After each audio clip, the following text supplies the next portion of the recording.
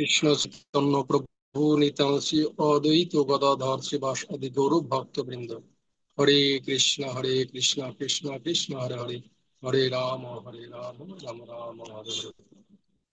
আমার সম্মুখে উপস্থিত শুদ্ধ কৃষ্ণ ভক্তবৃন্দ, আপনাদের সকলের চরণে আমি আমার সান্ধ্যকালীন প্রণতি জ্ঞাপন করছি। কৃপাপূর্বক আপনারা সকলে আমার প্রণাম গ্রহণ করুন এবং আমার উপর আপনাদের কৃপা পরিবর্ষণ করুন। বাঞ্ছাকল্পতরুভ্যশ্চ কৃপা সিন্ধুভ্যেব চ পতিতানাং পাবনেভ্যো বৈষ্ণবেভ্যো নমো নমঃ। হে কৃষ্ণ করুণাবন্ধু দীনবন্ধু জগৎপতি গোপেশ গোপিকাকান্ত রাধাকান্ত নমস্তে। তপ্ত কাঞ্চন গৌরাঙ্গী রাধে বৃন্দাবনেশ্বরী বৃষভানুসুতে দেবী প্রণমামি হরি। শ্রীমতী রাধারানী, যিনি আমাদের ভক্তি মার্গের আমার সর্বোচ্চ গুরু। দেখতেছে এমনি বেটায় না ওইটা টিপ দিলে যা হবে কোনটা দিলে তত্ত্ব এর জন্যই আমাদের কোনো ধর্মগ্রন্থে বিস্তারিত ভাবে এই রাধা তত্ত্ব সম্পর্কে উল্লেখ নেই,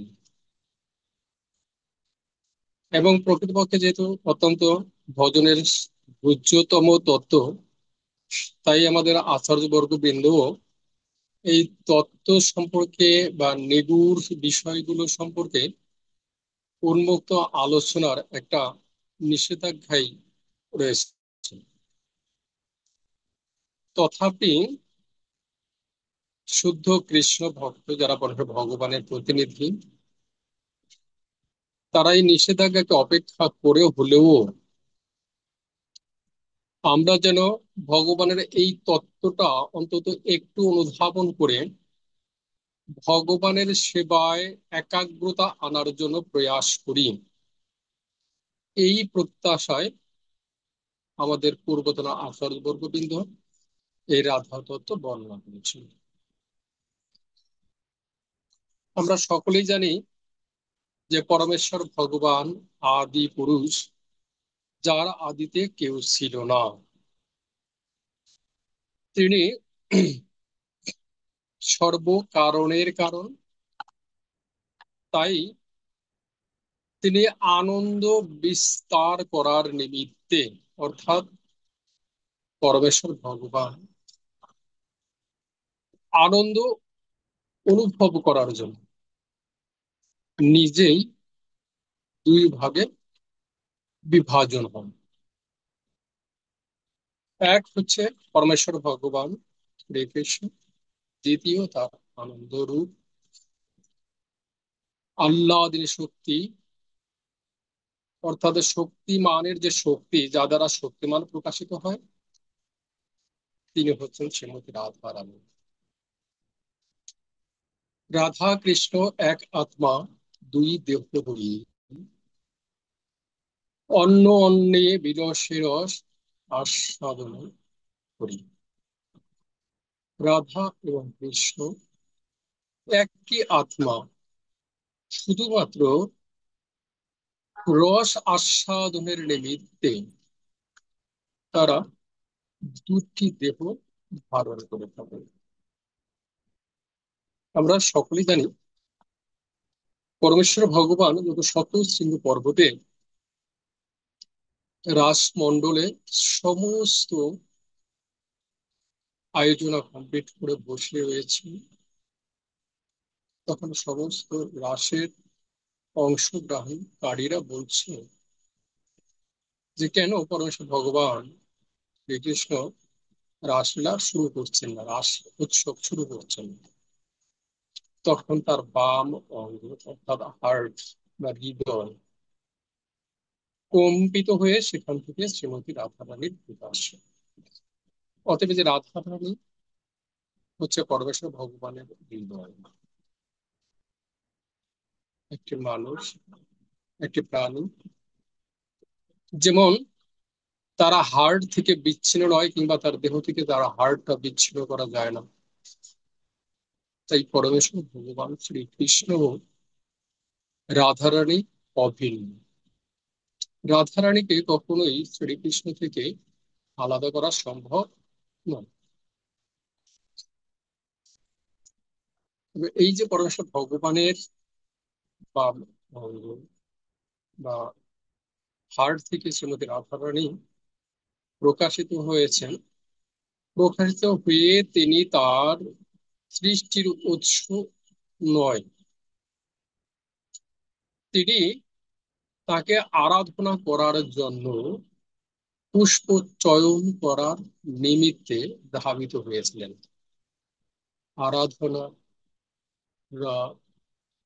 ধাবিত হয়েছিলেন, ধা এ দুটি শব্দ হয়ে তার নাম হচ্ছে আরাধনা বা রাধা।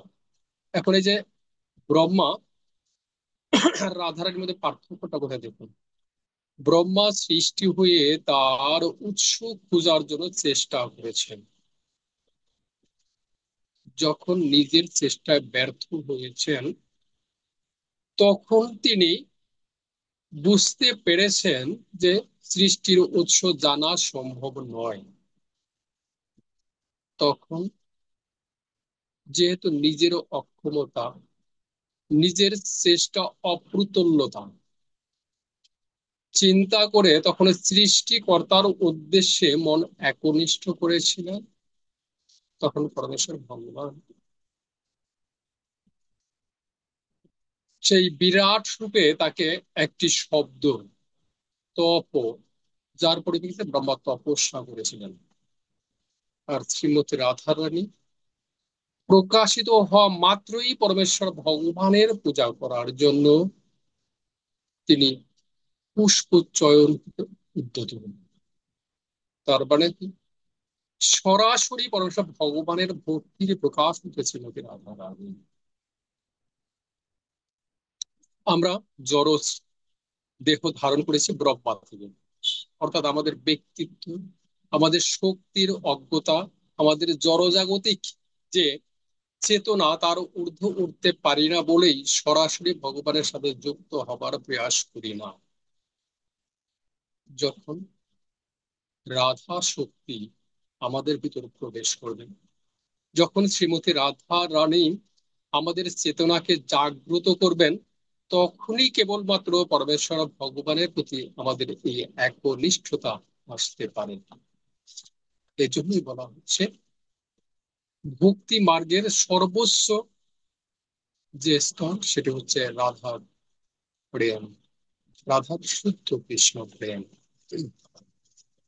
এই যে বললাম হৃদয়, এবং কোনো ব্যক্তিকে যখন আলাদা করা যায় না, ঠিক তেমনি পরমেশ্বর ভগবানের একটি লীলা মাধ্যমে আমরা দেখব যে আসলে কি আলাদা হওয়া সম্ভব। যদিও রাধারানী এবং কৃষ্ণ দুটি দেহ ধারণ করে এই ব্রজভূমিতে এবং ভারত ভূমিতে লীলা বিলাস করেছেন। রুক্মিণী পাটরানীদের অন্যতম, তিনি ভগবানকে বলছেন, হে প্রভু, আপনি প্রতিটি মুহূর্তে কেন রাধা রাধা জপ করেন? আমরা এতগুলো পাটুরে রয়েছি, তথাপি আপনার কেন সেই রাধারের কথাই মনে পড়ে? পরমেশ্বর ভগবান তখন তৃষ্ণার্ত অভিনয় করে রুক্মিণীকে এক গ্লাস দুধ আনার জন্য নির্দেশনা দেন। তৎক্ষণাৎ রুক্মিণী দুধ নিয়ে আসেন, যেটা ঠান্ডা হবার অবকাশ ছিল না। এটা আমরা সকলেই জানি, অবশ্য গল্পটি কাহিনীটি সবাই জানি যে এই যে গরম দুধ যখন আনছে তখন পরমেশ্বর ভগবান সেটা গ্রহণ করেছে। গ্রহণ করা মাত্রই তার জিহ্বা পুড়ে গিয়েছে এবং হৃদয় থেকে তখন রাধা রাধা বলে ডেকেছে। তখন আবারও সেরকমই প্রশ্ন যে আপনি এখনো সে রাধা বলে ডাকছেন কেন? তখন পরমেশ্বর ভগবান বললেন, যাও, তুমি রাধারানীকেই জিজ্ঞাসা করো। রুক্মিণী রাধারানীর অন্বেষণে বৃন্দাবনে গিয়েছে। অপূর্ব সুন্দর যিনি দাঁড়িয়ে রয়েছেন তাকে দর্শন করে মুগ্ধ হয়েছেন রুক্মিণী দেবী। তার অপরূপ রূপের প্রতি আকৃষ্ট হয়ে তিনি নিশ্চিত ছিলেন যে ইনিই হবেন শ্রীমতী রাধারানী। তখন তাকে প্রণতি জ্ঞাপন করেছেন এবং বলছেন, আপনি নিশ্চয়ই রাধারানী। তখন তিনি বলছেন, না, আমি রাধারানী নই, আমি হচ্ছে রাধারানীর দাসের দাস অনুদাস। আমি এখানে দ্বার প্রহরী হিসেবে দাঁড়িয়ে আছি। এইভাবে এক এক করে সাতটি দ্বার, সাতজন দাঁড়িকে দেখে প্রত্যেকেই তিনি মনে করেছেন যে এই হয়তো বা রাধারানী হবে।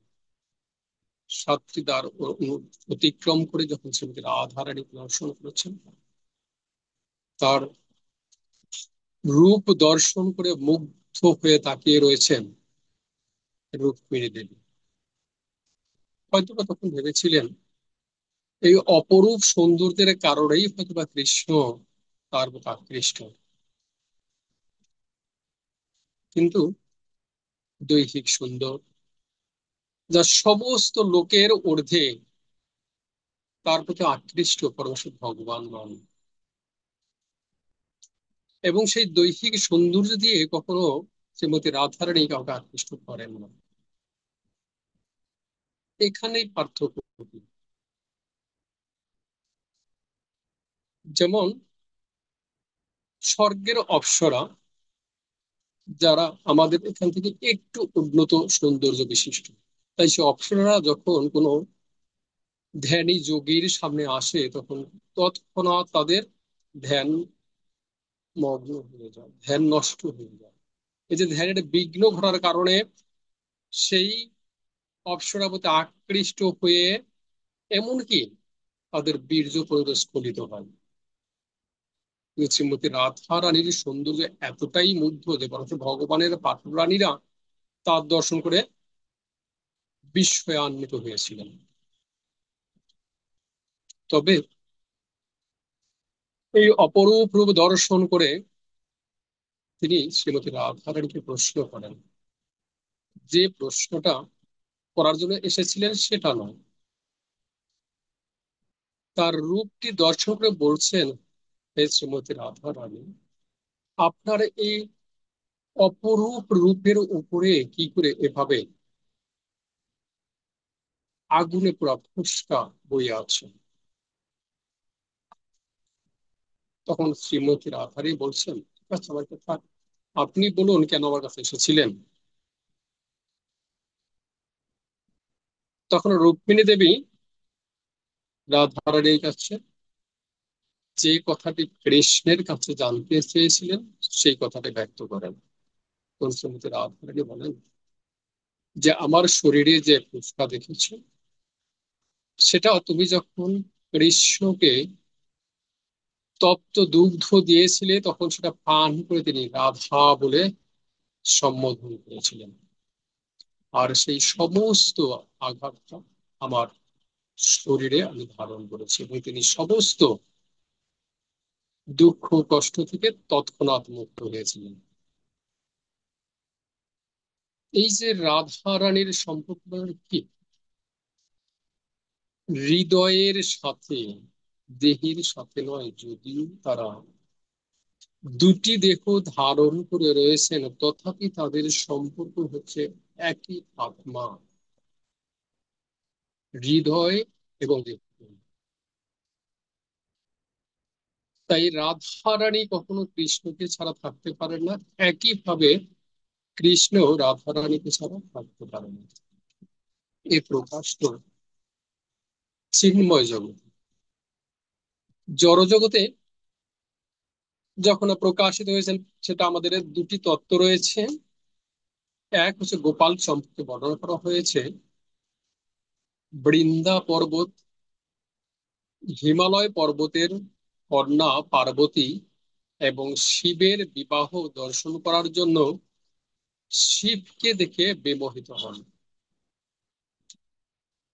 তাই শিবকে দর্শন করে তিনি ব্রহ্মার কাছে প্রার্থনা করেন, হে ব্রহ্মা, আপনি আমাকে কন্যা প্রদান করুন, যে কন্যা অতি শিবের চেয়েও অধিক শক্তিশালী হবে কিংবা শিবকেও পরাস্ত করতে পারবে। ব্রহ্মা তার প্রার্থনায় সন্তুষ্ট হয়েছিলেন বলে বললেন তথাস্তু। কিন্তু এই যে তথাস্তু, সে রাধারানী এই ধরাধামে কিভাবে আবির্ভূত হবেন? কারণ তিনি হচ্ছেন কীর্তিদা সুন্দরীর কন্যা, যিনি তার নিত্য মাতা। তাই কীর্তিদা সুন্দরী এখানে আসলে কেবল তখনই তাকে কন্যা হিসেবে লাভ করা সম্ভব, তাহলে বৃন্দা পর্বতের কন্যা হিসেবে তিনি আসতে পারছেন না। তাই সরাসরি তিনি রাধারানী প্রার্থনা করেন। এই যে রাধারানী প্রার্থনা করছেন, তখন রাধারানী সন্তুষ্ট হয়ে তাকে কথা দিলেন যে হ্যাঁ, আমি তোমার কন্যা রূপে আবির্ভূত হব। তাই বৃন্দা পর্বতের কন্যা রূপে তিনি এবং চন্দ্রাবলী দুজন আবির্ভূত হলেন। যেহেতু বৃন্দা পর্বতের প্রার্থনা, যিনি শিবকে পরাভূত করতে পারবেন তিনি আমার জামাতা হবেন। তাই অসুররাজ কংস ভাবলেন যে তাহলে এই দুটি কন্যা যদি আমার কন্যা রূপে পালিত করি তাহলে আমার জামাতাই হবে শ্রেষ্ঠ, অতএব আমার আর এই ধরাধামে কোনো শত্রু থাকবে না। তাই তিনি পুতনা রাক্ষসকে পাঠালেন সেই কন্যা দুটি নিয়ে আসার জন্য। যথা আজ্ঞা পালন সেই কন্যা দুটিকে নিয়ে যখন আসছেন, তখন বৃন্দাবনের অপ্রাকৃত সুন্দর দর্শন করে তখন সেটাকে রাধারানী এবং চন্দ্রাবলী ভার হয়ে যান। পুতনা রাক্ষস তাদের রাখতে পারেন। তখন আর নদীতে, যমুনা নদীর দুটি পদ্ম উপরে দুজনে পতিত হন, যেখানে বৃষভানু রাজা সন্তানের জন্য সেই নদীর তীরে প্রার্থনা করেছিলেন। এই জায়গাটির নাম আমরা সকলেই জানি, রাভেল। সেখানে প্রার্থনারত অবস্থায় দেখতে পাচ্ছেন যে দুইটি উজ্জ্বল আলোক বিকিরণকারী পদ্ম ফুল তার দিকে এগিয়ে আসছে। তখন সেই পদ্ম ফুল দুটি যখন তিনি ধরলেন, তখন দেখলেন সেখানে দুটি মেয়ে, যাদের জ্যোতি চন্দ্রের আলোকে পরাভূত করে। তাই তিনি তাদের দুজনকে নিয়ে একজনকে চন্দ্রভানুর স্ত্রীকে দিলেন, যিনি চন্দ্রাবলী, এবং তার স্ত্রী কীর্তিদা সুন্দরীকে দিলেন দ্বিতীয়, যিনি হচ্ছেন শ্রীমতী রাধা রানী। অতএব যে রাধা রানী কিন্তু বিষ্ণুভানুর কন্যা। যেহেতু কৃষ্ণ এবং শ্রীমতী রাধারানী এক ও অভিন্ন, তাই তাদের যদিও জড়জাগতিক শরীর আপাতত দৃষ্টিতে আমাদের মনে হচ্ছে, তবে সেই শরীরটি ছিল নিত্য, অব্যয় ও চিন্ময়। তাই আমাদের মতো তিনি জন্মগ্রহণ করেননি। আরেকটি সূত্র বলছে এরকম নয়, আরেকটি সূত্র বলছে যে বৃষভানু সন্তান প্রাপ্তির জন্য কাত্যায়নী দেবীর কাছে প্রার্থনা করছেন। তখন কাত্যায়নী দেবী তার সম্মুখে আবির্ভূত হয়ে তাকে নির্দেশনা প্রদান করেন যে প্রথম তোমাকে অবশ্যই দীক্ষা গ্রহণ করতে হবে, হরিনাম দীক্ষা। পরশে ভগবানের নামে দীক্ষিত হবার পর তুমি যদি প্রার্থনা করো তাহলে আমি তোমাকে কেবলমাত্র তোমার প্রত্যাশা পূরণ করতে পারি। তখন তিনি ওই সময় প্রত্যুমণি নামে এক ঋষি ছিলেন, তার কাছে যান, তার কাছ থেকে দীক্ষা গ্রহণ করে, এবং দীক্ষা গ্রহণ করে পুনরায় তিনি কাত্যায়নীর প্রার্থনা করেন। তখন কাত্যায়নী তার সম্মুখে আবির্ভূত হয়ে তাকে একটি ডিম্বক প্রদান করেন। সেই ডিম্বকটি কীর্তিদা সুন্দরীর কাছে দেওয়া হয় এবং সেই বিম্ব ফিরে শ্রীমতী রাধারানী প্রকাশিত হবে। আমরা জানি শ্রীমতী রাধারানী আবির্ভূত হওয়া মাত্রই অন্ধ ছিলেন। এই অন্ধত্বের কারণটি কি? পরমেশ্বর ভগবান যখন এই ধরাধামে অবতরণ করার বা লীলাবিলাস করার জন্য শ্রীমতী রাধারানীকে বলেন, তখন শ্রীমতী রাধারানী বলেছিলেন, আমি ধরাধামে যেতে পারি একটি শর্তে, সেটি হচ্ছে অন্য কোনো পুরুষের মুখ আমি দর্শন করব না। এই কারণেই তিনি অন্ধ হিসেবে আবির্ভূত হন। আমরা জানি পরমেশ্বর ভগবানকে নিয়ে যখন মা যশোদা সেই বিশ্ববানুর গৃহে প্রত্যাবর্তন করেন এবং যেখানে শ্রীমতী রাধা রানী দুলছিলেন সেই দোলনাতে কৃষ্ণকে রাখেন, তখন শ্রীমতী রাধা রানী কৃষ্ণকে দর্শন করেন। এই যে দুটি ক্ষেত্রেই চিন্ময় ধামে যখন প্রকাশিত হয়েছে, পরমেশ্বর ভগবানের হৃদয় থেকে প্রকাশিত হয়েছে, তখন তিনি পরমেশ্বর ভগবানের প্রতি দৃষ্টি না দিয়ে তারা আরাধনার জন্য পুষ্প চয়নে গিয়েছেন। অর্থাৎ কৃষ্ণ সেবা বা ভগবানের সেবাই একমাত্র তার লক্ষ্য। এখানেও কৃষ্ণ ছাড়াও অন্য কাউকে দর্শন করবেন না বলে তিনি তার নয়ন মুদিত রেখেছিলেন। এখান থেকে আমাদের শিক্ষণীয় কি? আমাদের শিক্ষণীয় হয়েছে যে আমরা কেবলমাত্র পরমেশ্বর ভগবানকেই দর্শন করি। কেবলমাত্র পরমেশ্বর ভগবানকে দর্শন করা যায় কিভাবে? সর্বভূতে পরমেশ্বর ভগবান বিরাজমান। আমরা যে কৃষ্ণকে আমাদের হৃদয়ে ধারণ করি, আমার দৃষ্টিপথে যদি কৃষ্ণকে স্থাপন করি, তাহলে সমস্ত বস্তুতে সমস্ত ভূতেই পরমেশ্বর ভগবানকেই দর্শন হবে। অতএব রাধারানীর এই আবির্ভাবকেও আমরা এটুকু অনুধাবন করতে পারছি যে আমাদের দর্শনীয় একমাত্র পুরুষ তিনি হচ্ছেন পরমেশ্বর ভগবান শ্রীকৃষ্ণ। তাই যে রাধা রানী তত্ত্ব ব্যতীত কখনোই এই জ্ঞানটা প্রকাশিত হয় না। রাধা রানীকে জানা না গেলে কখনোই আমাদের হৃদয়ে কৃষ্ণের প্রতি যে একাগ্র ভক্তি সেটা আসতে পারে না, জাগ্রত হতে পারে না। রাসলীলা ক্ষেত্রে শ্রীমতী রাধা রানী যখন পরমেশ্বর ভগবানের চরণে পুষ্প অর্পণ করে তাকে সন্তুষ্টি বিধানের জন্য অর্জন করছেন, নৃত্য করছেন, কিন্তু পরিপূর্ণভাবে তিনি আনন্দ লাভ করছেন না।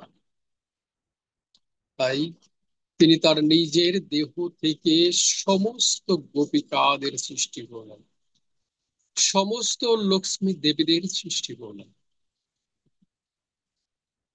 পরমেশ্বর ভগবান থেকে যেমন সমস্ত অবতাররা সৃষ্টি হয়েছে, একইভাবে শ্রীমতী রাধা রানীর অঙ্গ থেকে সমস্ত গোপিকারা প্রকাশিত হয়েছেন। এক্ষেত্রেও আমরা যে বিষয়টি দেখতে পাচ্ছি সেটা হচ্ছে পরমেশ্বর ভগবানের সেবায় একাকী পরিপূর্ণভাবে আনন্দ লাভ করা সম্ভব নয়। যত বেশি পরমেশ্বর ভগবানের ভক্ত সংগঠিত হবে, আনন্দের মাত্রা ততটাই বর্ধিত হবে। তাই শ্রীমতী রাধা রানী নিজের অঙ্গ থেকেই সমস্ত গোপিকাদের সৃষ্টি করে সম্মিলিত ভাবে পরমেশ্বর ভগবানের সেবা সম্পাদন করে পরিপূর্ণভাবে আনন্দ উপভোগ করেছিলেন। এখানে হয়তোবা আমাদের শক্তি নেই যে আরেকজন মানুষ ভগবানের ভক্ত সৃষ্টি করবে, কিন্তু অন্য কাউকে ভক্ত করার জন্য আমাদের পূর্বতন আচার্য বর্গবৃন্দ, শ্রীল প্রভুপাদ এবং গুরু মহারাজেরা আদেশ পালন করার মাধ্যমে তো আমরা চেষ্টা করতে পারি। অন্য কাউকে ভগবানের সেবায় যুক্ত হবার জন্য। এবং সেটা যদি করি, তাহলে যদি আমি একজনও ভক্ত তৈরি করতে পারি, তাহলে ভগবানের সেবায় এই একজন যুক্ত হবার মাধ্যমে আমি অন্তত একাকী ভজনের চেয়ে অধিক আনন্দ লাভ করতে পারবো। বলছিলাম শ্রীমতী রাধারানীর সৌন্দর্য সম্পর্কে। তার অপ্রাকৃত সুন্দর, যে সৌন্দর্যে বিমোহিত হয়েছিলেন স্বয়ং কামদেব,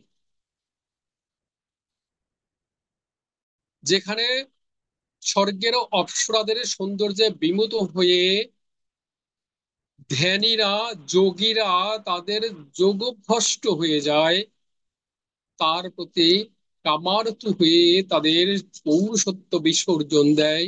সেখানে স্বয়ং কামদেব যখন বৃন্দাবনে পরমেশ্বর ভগবানের এই আহ্লাদী শক্তি শ্রীমতী রাধারানীকে দর্শন করেছেন, তখন তার হাত থেকে কাম বাণ ভূমিতে পতিত হয়েছেন।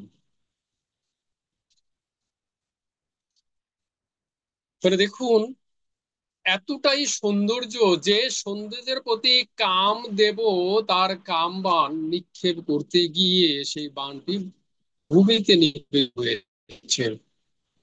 তখন কামদেব পরমেশ্বর ভগবানের কাছে প্রার্থনা করছেন, হে পরমেশ্বর ভগবান, আপনি কেন আমাকে এমনি অপূর্ব রূপে একটি নারী দেহ প্রদান করেননি, যে দেহটি পরিপূর্ণভাবে কেবলমাত্র আপনার সেবাতেই যুক্ত হতো?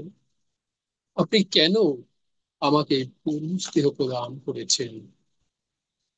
আমরা জরা প্রকৃতি, যারা জড়দেহ ধারণ করে আছি, যারা এই জড়দেহকে পুরুষ হিসাবে আমরা নিজেদের দাবি করছি এবং নারীদেরকে আমাদের পদদলিত করে রাখার প্রয়াস করছি, তাদের শিক্ষার জন্য এটি খুবই গুরুত্বপূর্ণ। যে পুরুষের জন্য আমরা পুরুষত্ব দাবি করছি, যে পুরুষের জন্য আমরা কর্তৃত্ব করার প্রয়াস করছি, তার উৎস কামদেব, তিনি শ্রীমতী রাধারানীকে দর্শন করা মাত্র তার হাত থেকে কামবাণ নিক্ষেপ হয়ে ভূমিতে পতিত হয়েছিল।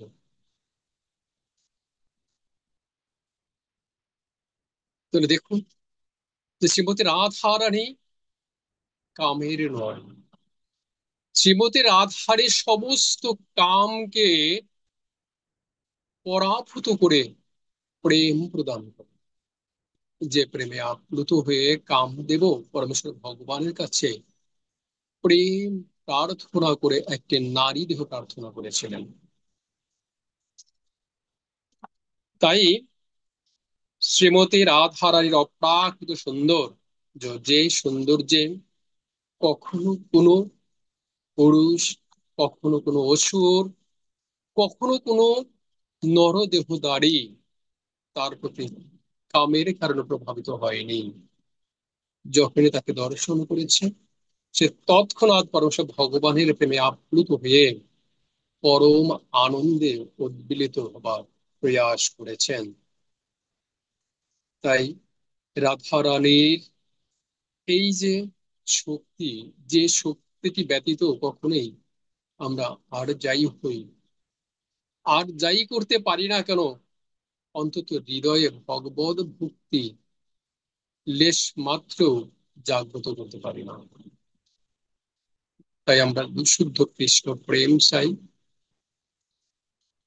আমরা যদি ভগবদ ভক্ত সঙ্গ করতে চাই, আমরা যদি ভগবানের সেবায় যুক্ত হতে চাই, তাহলে অবশ্যই শ্রীমতী রাধারানীর কৃপা আমাদের বর্ষণ করতে হবে। শ্রীমতী রাধারানী শাব্দিক অর্থ থেকে আমি একটু মাহাত্ম্য বলবো। প্রত্যেকটি মানুষ সর্ব পাপ থেকে মুক্ত হতে চায়। রাধারানীর উচ্চারণ করা মাত্রই সমস্ত পাপ দূরীভূত হয়ে যায়।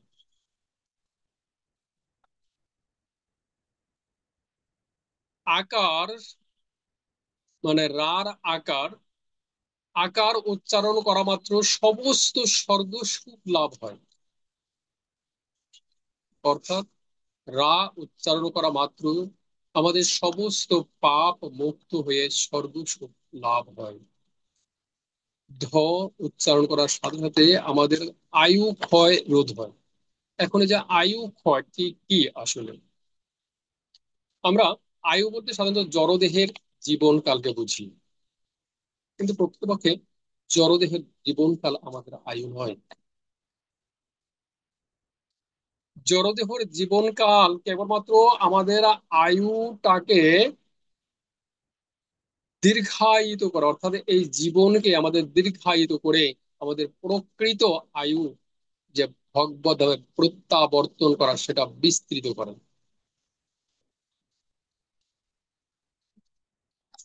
তাই কুন্তী দেবী প্রার্থনা করেছেন যে প্রতিদিন সূর্য অস্তমিত এবং উদিত হবার সাথে সাথে সকলের আয়ু হরণ করেন, কিন্তু যারা পরমেশ্বর ভগবানের কথা অমৃত আলোচনা করে তাদের সময় অতিবাহিত করেন, কেবল তাদের আয়ু সূর্যদেব হরণ করতে পারেন না।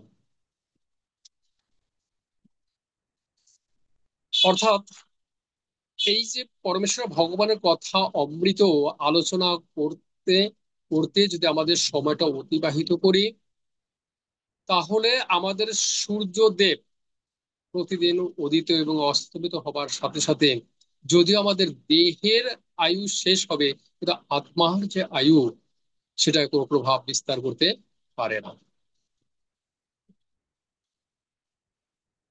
তাই এই ধ উচ্চারণ করার সাথে সাথে আমাদের আয়ু ক্ষয় রোধ হয় এবং আ ধার আ উচ্চারণ করার সাথে সাথে শুদ্ধ কৃষ্ণ ভক্তি লাভের শুদ্ধ কৃষ্ণ ভক্তি লাভ হয়, যার মাধ্যমে জড় বন্ধন থেকে মুক্ত হওয়া যায়।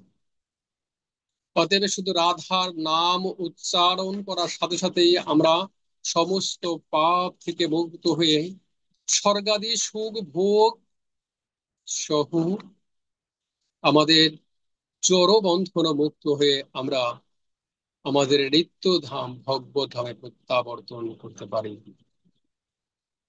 তাই রাধা রানী মাহাত্ম্যে যদিও আমাদের পুরাণগুলো বিভিন্ন কথা উল্লেখ করা হয়েছে, সেটা আমাদের কতটুকু গ্রহণযোগ্য সেটা আমরা জানি না, কেননা যারা ভগবত ভক্তি যাজন করেছি তারা এই পাপ থেকে মুক্তি কিংবা স্বর্গাদি সুখভোগ প্রত্যাশা করি না। আমরা কেবলমাত্র পরমেশ্বর ভগবানের প্রতি আমাদের ঐকান্তিক ভক্তি বৃদ্ধি করে লাভ করতে পারি, সেই প্রত্যয়েই আমরা ভগবানের সেবা কিংবা ভক্ত সেবা ভক্ত সঙ্গ ভগবত ভক্তি যাজনের বিভিন্ন পন্থা অবলম্বন করি। তাই ভগবান এই যে তার আধ্যাত্মিক শক্তি তিনটি ভাগে বিভক্ত করা হয়েছে, যাকে বলা হয় আহ্লাদিনী শক্তি, সন্ধিনী শক্তি এবং সম্বিত শক্তি। পরমেশ্বর ভগবানের যে শক্তির মাধ্যমে স্বীয় সত্তা সম্পর্কে জানা যায়, স্বীয় সত্তা মানে কি, আমি কে, আমার ধরি, অর্থাৎ স্বরূপ জ্ঞান জানা যায় এবং অন্যকে জানানো যায়। অর্থাৎ আত্মা দেহ নয়, আত্মা হচ্ছে চিন্ময় বস্তু, পরমেশ্বর ভগবানের অবিচ্ছেদ্য অংশ। এই যে আমি নিজের স্বরূপ জ্ঞান জানছি এবং অন্যকেও জানাচ্ছি, এই শক্তি হচ্ছে সৎ শক্তি, যাকে বলা হয় সন্ধিনী শক্তি, সরি সম্বিত শক্তি।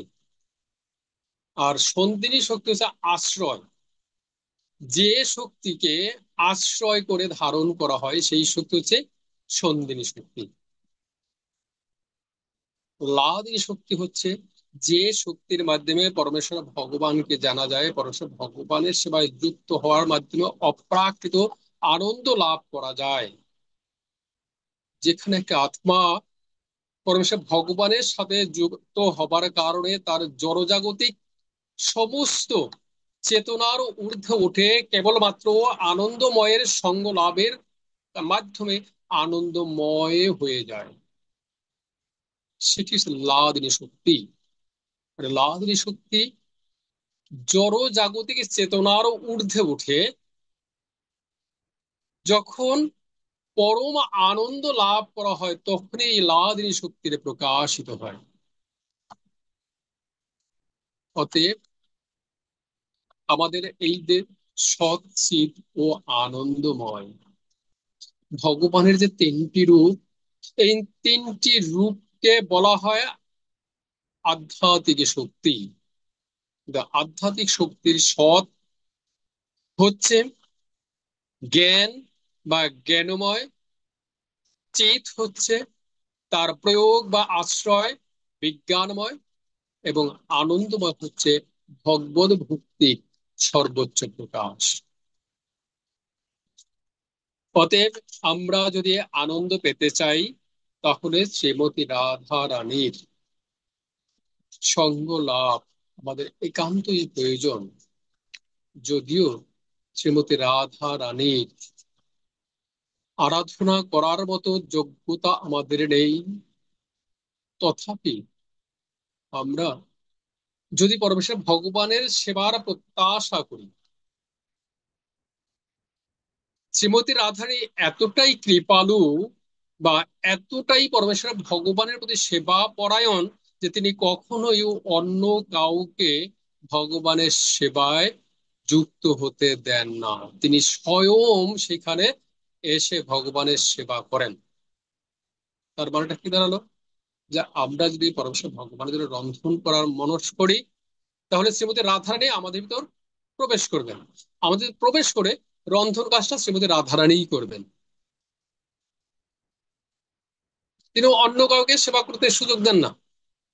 তারপরে স্বয়ং রাধারানী নিজেই আমাদের ভিতরে প্রবেশ করে সেই ভগবদ ভক্তিটা জাগ্রত করবেন। তাহলে কতটাই তিনি কৃপা পরায়ণ, আলাদাভাবে তাকে ভজনা করার প্রয়োজন হয় না। শুধুমাত্র একটু মানুষ যে আমি ভগবানের সেবায় যুক্ত হব, তাহলে শ্রীমতী রাধারানী তার ভিতর প্রকাশিত হবে।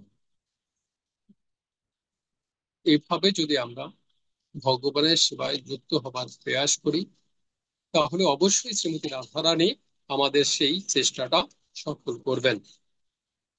সর্বশেষ যেটা মহিমা আসলে না বললেই নয়, যদিও এটা বলাটা ঠিক নয়, আমাদের ভগবত ভক্তি যারা যাজন করছি তাদের জন্য নয়, তথাপি মহিমা বলতেন হচ্ছে যেহেতু আমরা প্রচার সঙ্গের সাথে সংযুক্ত। ভক্ত আর কজন আছে? জড়জাগতিক মানুষ যারা ভগবত ভক্তির সাথে যুক্ত হবে, তাদের ভগবত ভক্তি যুক্ত করার জন্য এই মহিমাগুলো আমাদেরও অবশ্যই প্রয়োজন। এই জন্য আমাদের এই মহিমাগুলো আলোচনা করা প্রয়োজন। সেটি হচ্ছে পদ্ম পুরাণে ব্রহ্মখণ্ডে উল্লেখ রয়েছে, একাদশ সহস্রেণ ইয়াম ফলম লভতে নর। অর্থাৎ একাদশী যে মানুষ যে ফল লাভ করে তার সহস্র গুণ ফল। রাধা অষ্টমী পুণ্যম তস্মাদ শত গুণাধিক। তাহলে সহস্র গুণ একাদশীর ফলের শত অধিক, 100 ভাগ, এর চেয়েও বেশি রাধা অষ্টমী পালন করার মাধ্যমে পুণ্য অর্জন করা যায়। তাহলে আমরা প্রচার ক্ষেত্রে কি বলতে পারি যে আপনার রাধা অষ্টমী পালন করুন। তখন তো বলে রাধা অষ্টমী কেন পালন করব? তখন আমাদের প্রথম কথা হচ্ছে আমরা পাপ থেকে মুক্ত হতে চাই কিনা। হ্যাঁ। আমরা স্বর্গসুখ প্রাপ্ত হতে চাই কিনা। হ্যাঁ। আমরা জড় বন্ধন থেকে মুক্ত হতে চাই কিনা। হ্যাঁ। আমাদের আয়ু বর্ধিত করতে চাই কিনা। হ্যাঁ। তাহলে পাপ থেকে মুক্ত হবার জন্য একাদশী পালন করা যায়। হ্যাঁ। তাহলে আমরা রাধা রানীর কেন অষ্টমী পালন করব? কারণ একাদশীর সহস্র গুণের শতগুণ এর চেয়েও বেশি ফল হয় একমাত্র রাধা অষ্টমী পালন করার মাধ্যমে। রাধা রানী এতটাই কৃপালু, যার কারণে সারা দিন নয় অর্ধ দিবস যদি তাকে স্মরণ করে শুধু আমরা পরমেশ্বর ভগবানের সেবায় যুক্ত হই, তাহলেই তিনি সন্তুষ্ট। এত সহজ পন্থা আর অন্য কোনো উপাসনায়, আরাধনায় কিংবা সাধনায় নেই। কোটি জন্মের অর্জিত পাপরাশি কেবল শ্রীমতী রাধা রানী জন্মাষ্টমী ব্রত পালন করার মাধ্যমে বিনষ্ট হয়ে যায়। সুমেরু পর্বত পরিমাণ স্বর্ণ দান করার ফলে যে ফল লাভ হয়, কেবলমাত্র একটি রাধা অষ্টমী পালন করার মাধ্যমেই তার শতাধিক ফল লাভ করা যায়। গঙ্গা আদি সমস্ত তীর্থস্থান ভ্রমণ কিংবা স্নান করার ফলে যে পুণ্য অর্জিত হয়, একটি মাত্র রাধা অষ্টমী ব্রত পালন করে তার চেয়ে অধিক ফল লাভ হয়। এছাড়া পদ্মপুরাণের সপ্তম অধ্যায়ে একশো প্রথম সপ্তম অধ্যায়ের 1 থেকে 44 নম্বর শ্লোকে এই রাধা অষ্টমীর ব্রতের পালন সম্পর্কে বলা আছে। 10 সহস্র একাদশী পালনের ফল হয়, পর্বত পরিমাণ স্বর্ণদানের ফল হয়, সহস্র কোটি কন্যা দানের ফল হয়, সকলে তীর্থ ভ্রমণের ফল লাভ হয়। কেউ অবজ্ঞাসারে কিংবা হেলায়ও যদি এই ব্রত পালন করে, তাহলে পূর্ব পুরুষেরা চিন্ময় ধাম কিংবা ভগবত ধাম প্রবেশের যোগ্যতা অর্জন করতে পারে। এই যে রাধা অষ্টমীর যে মাহাত্ম্য, এটা প্রকৃতপক্ষে আমাদের জন্য নয়, কারণ যারা ভগবতীতে যুক্ত তাদের অটোমেটিক শ্রীমতী রাধারই কৃপা করছেন। এগুলো আমাদের প্রয়োজন কেন? যেহেতু আমরা একটি প্রচার সঙ্গের সাথে সম্পর্কিত, যেহেতু আমাদের গুরুদেবের কাছে আমরা প্রতিজ্ঞাবদ্ধ, তাই আমাদের প্রচার করতে হবে। প্রচার করার জন্য আমাদের এই বিষয়গুলো খুব জরুরি বা জানা প্রয়োজন, না হলে মানুষকে আকৃষ্ট করা যাবে না। তাই শ্রীমতী রাধা রানীর কৃপা আমাদের সকলের উপর বর্ষিত হোক, এই প্রার্থনা আমরা সদা সর্বদাই রাখবো, যেন প্রভুপাদের এই মিশনটা আরো সর্বজনগণের মধ্যে প্রচার করতে পারে। প্রভুপাদের লক্ষ্য ছিল সর্বজীবে গৌর দর্শন প্রচার করে ভগবত রূপে যুক্ত করে তাদের ভগবত প্রত্যাবর্তন করা।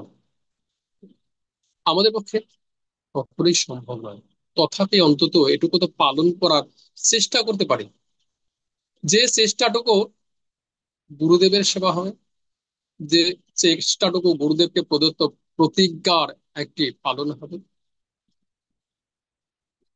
সর্বশ্রেষ্ঠ ভক্ত হচ্ছেন পরমেশ্বর ভগবানের সখা, পরমেশ্বর ভগবানের ভক্ত, যাকে পরমেশ্বর ভগবান স্বয়ং ভগবত তত্ত্বজ্ঞান বলেছেন। সেই উদ্ধব ভগবত তত্ত্ব জ্ঞান থাকলেই ভক্ত হওয়া যায় না। পুরুষ হলেই বলা যায় না যে আমি ভগবত তত্ত্ব জ্ঞানী, আমি ভক্ত। প্রয়োজন সমর্পণ, পরিপূর্ণভাবে সমর্পণ। তাই পরমেশ্বর ভগবান উদ্ধবকে বললেন, উদ্ধব তুমি ব্রজবাসীদের শোক নিবারণ করে আসুন। ব্রজবাসী এখানে গেলেন, যাবার পর ভগবত তত্ত্ব জ্ঞান প্রদান করলেন, কিন্তু ব্রজবাসীরা বিশেষ করে ব্রজ গোপীরা বলছে, হে উদ্ধব আপনি যদি আমাদের শোক করতে পারেন, কৃষ্ণে এনে দেন, এর বিকল্প কিছু নেই। যে ব্রজ গোপীরা ব্রহ্মার সৃষ্টিতে ত্রুটি ধরেছিলেন, সে ত্রুটি হচ্ছে চোখের পলক। এই চোখের পলকের কারণে এই সময়টু কৃষ্ণ দর্শন থেকে বঞ্চিত হচ্ছে। যে গোপিকারা পরমেশ্বর ভগবানের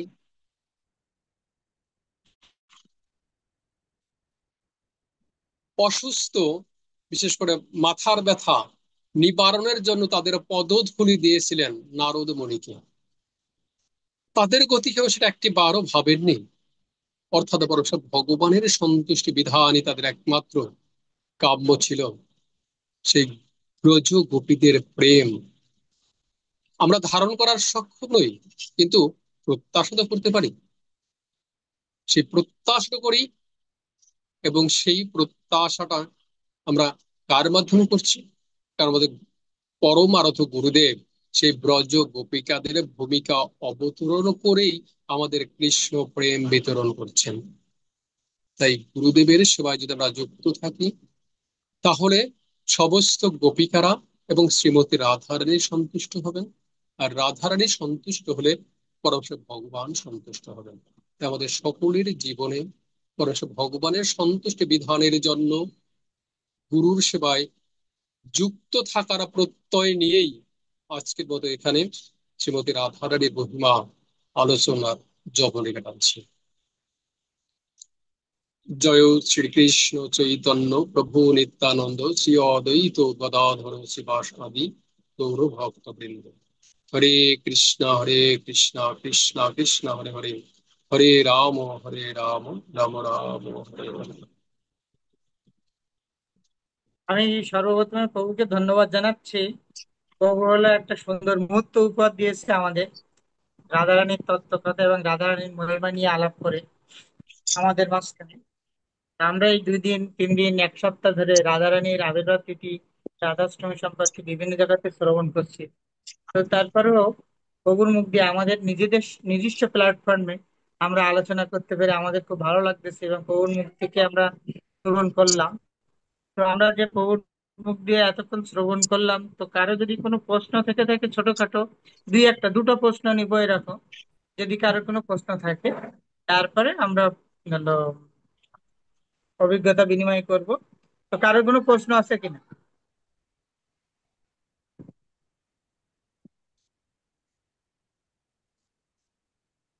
হরে কৃষ্ণ। প্রণাম শ্রীচরণে প্রভু। মাতাজি। অনেক অনেক সুন্দর ক্লাস প্রভু। হ্যাঁ, উপলব্ধি মানে অনুধাবন করলাম। যা প্রভু, আমার একটা জানার বিষয় ছিল, মানে আপনি এই যে 3টা শক্তি, যে সম্বিত শক্তি, সন্দিনী আর আল্লাদিনী শক্তি, কেমন এই হ্যাঁ হ্যাঁ, শক্তি 3টা, মানে যে আমাদের কি এটা, মানে আরেকবার যদি একটু ক্লিয়ার বুঝাইতেন, মানে যে ওই প্রথম কথা হচ্ছে সম্বিত আমাদের শক্তিটা জ্ঞান